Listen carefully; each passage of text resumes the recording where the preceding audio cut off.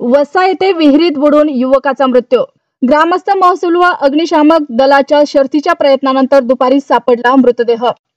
जिंतूर तालुक्यातील वसा येथे रविवारी 31 ऑगस्ट रोजी सकाळी 7:30च्या सुमारास गावालगतच्या विहिरीत अभिषेक गजानन राऊत वय वर्ष 21 हा युवक बुडून मृत्युमुखी पडला।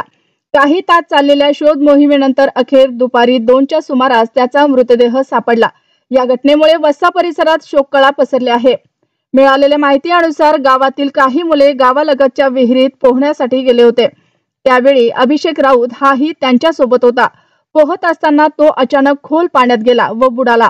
त्याच्या सोबतच्या मित्रांनी आरडाओरडा केल्यानंतर ग्रामस्थांनी घटनास्थळी धाव घेत तातडीने त्याला बाहेर काढण्याचा प्रयत्न केला, मात्र विहिरीत पाण्याचा साठा प्रचंड असल्याने तो हाती लागला नाही।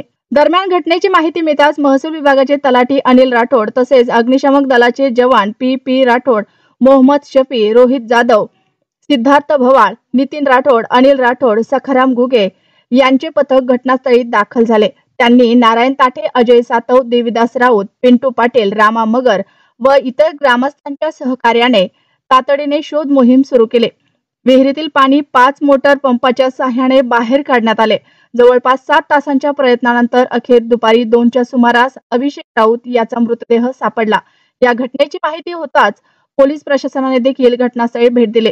दरम्यान या घटनेमुळे वस्सा गावात हळहळ व्यक्त होत असून परिसरात शोककळा पसरली आहे। तरुण वयात झालेल्या या मृत्यूमुळे गावकऱ्यांच्या डोळ्यात अश्रू आहेत।